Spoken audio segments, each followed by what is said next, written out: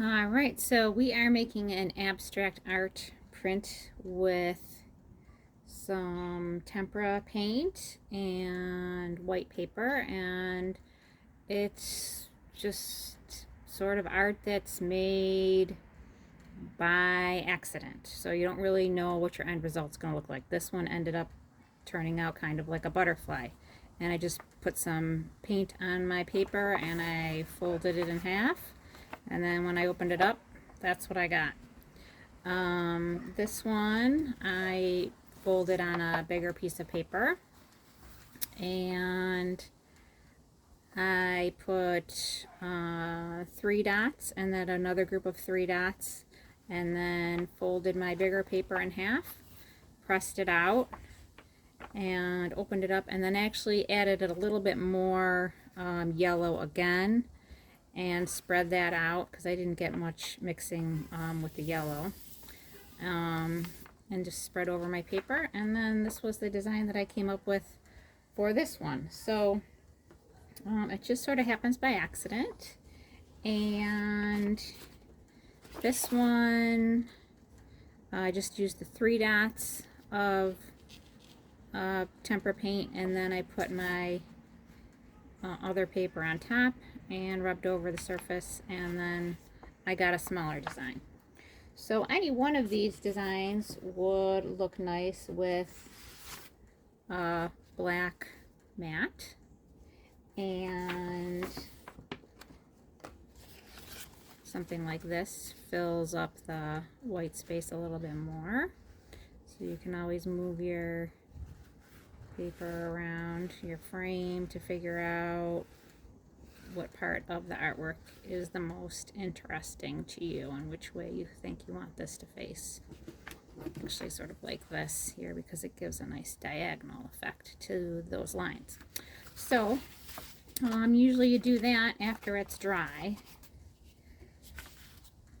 And so I'm going to use a nice big white piece of paper here. Oops, it got a little wet. Oh well. I'm going to open that up, and I'm going to cut off this paper in half here, and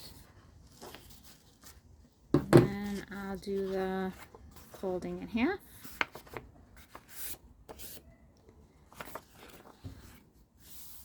And then I'll put on a few dots of each color. So this is like a magenta color, and a blue, kind of like a cyan, and then a yellow. So from working with these colors, I found that they do mix nicely. There we go. So maybe I'll do a little bit more.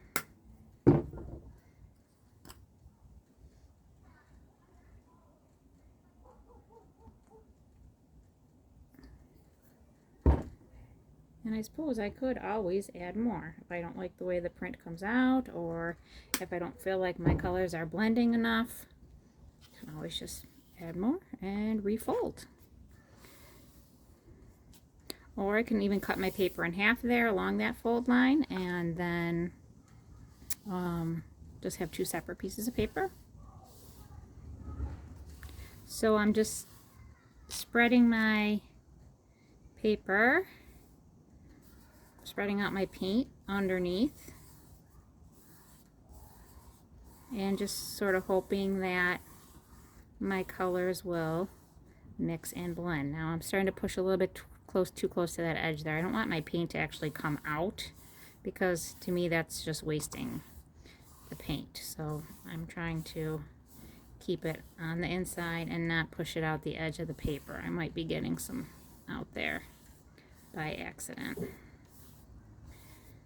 Alright, so I can kind of see through my paper a little bit. You can see where it's wet. I can't really see the colors all that well, but I can see where it's probably blending. And where it's filling up my paper here. All right. I'm going to open that up and see what kind of design I got. Ooh. I actually do kind of like this. So I could frame this as is, as a bigger picture, or I could use my black mat that I cut out for an 8x10 frame and just sort of move this around later when it's dry and pick out what I think is the best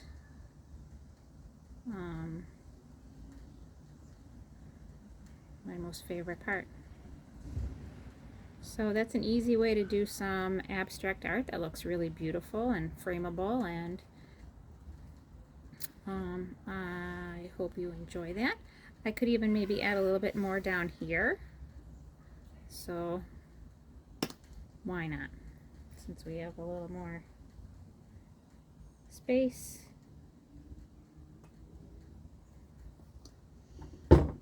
You can see how these colors will blend.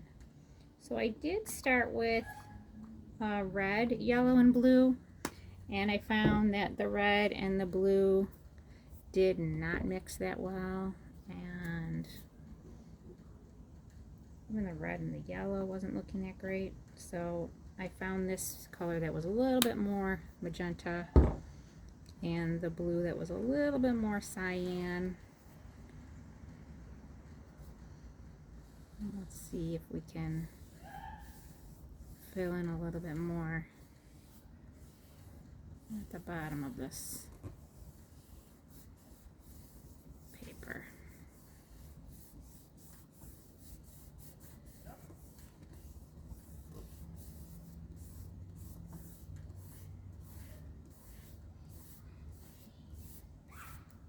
All right, opening that up.